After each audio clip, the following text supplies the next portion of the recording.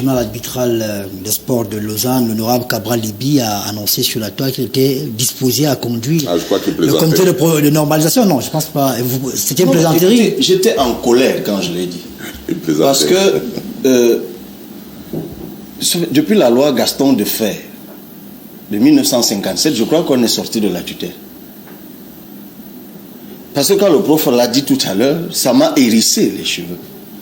On veut nous donner l'impression que nous sommes tous des idiots au Cameroun. Des incapables. Et que nous sommes incapables d'organiser le football. Pourquoi on a créé l'État à bon sang?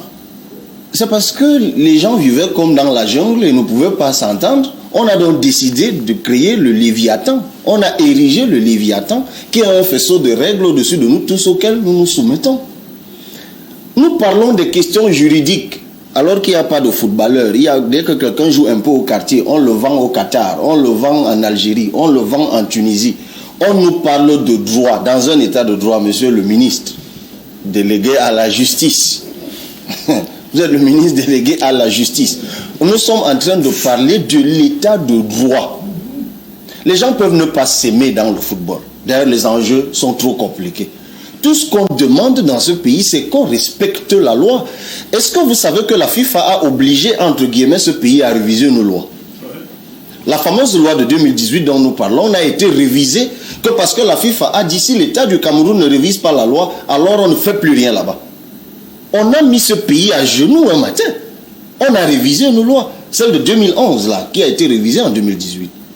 Et maintenant, on me dit, monsieur Obama, que organiser une élection dans laquelle on dit voici les règles, voici les gens qui votent, voici les délais dans lesquels on doit donner des textes aux gens pour qu'ils se prononcent.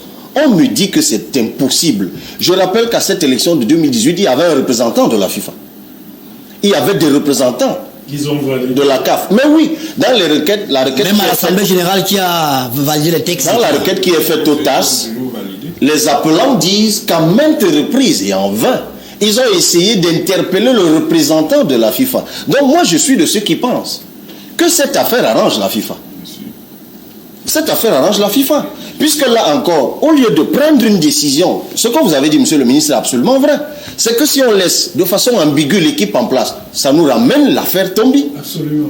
Où à l'époque on disait, oui, mais monsieur Tombi qui a été au service de Iya Mohamed et qui est en train de manœuvrer pour être candidat, il va tailler les textes à sa mesure. Mais qu'est-ce que vous voulez? Vous laissez quelqu'un qui a été nommé par quelqu'un que vous dites qu'il est parti et qui va certainement être candidat et qui voudrait être reconduit au poste de secrétaire général adjoint peut-être la prochaine fois plein.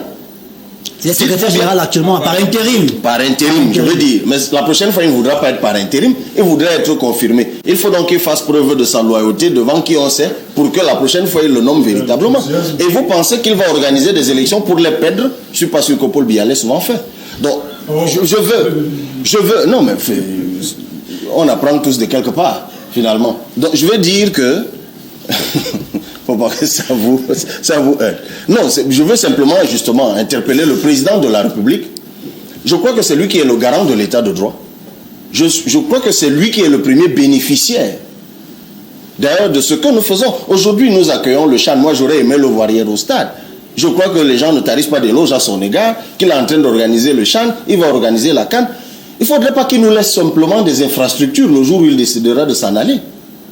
Mais qu'il nous laisse quand même un football qui marche sur ses deux pieds. Parce qu'on le joue avec les deux pieds. Donc je veux qu'il prenne véritablement, moi j'interpelle le président de la République, on ne peut pas vivre dans un pays aussi désordonné, où on nous fait tous passer pour des idiots dans ce pays. Je suis sûr que même nous qui sommes dans ce studio, on nous met dans cette affaire, on normalise cette affaire, on organise les élections en moins de temps que tous ceux qui se sont fait prolonger là-bas. J'ai rien contre les grands juristes qui...